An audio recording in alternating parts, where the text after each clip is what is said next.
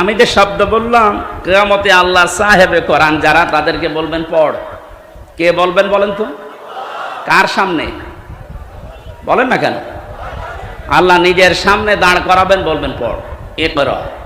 ইকরা কি? ওরা কোরআন শরীফের ভেতরে ইকরা শব্দের অর্থ আমি পেয়েছি প্রধানত চারটা। কোন মানুষ যদি কোরআন পড়তে চায়, কমপক্ষে চারটা শর্ত তাকে মানা লাগবে।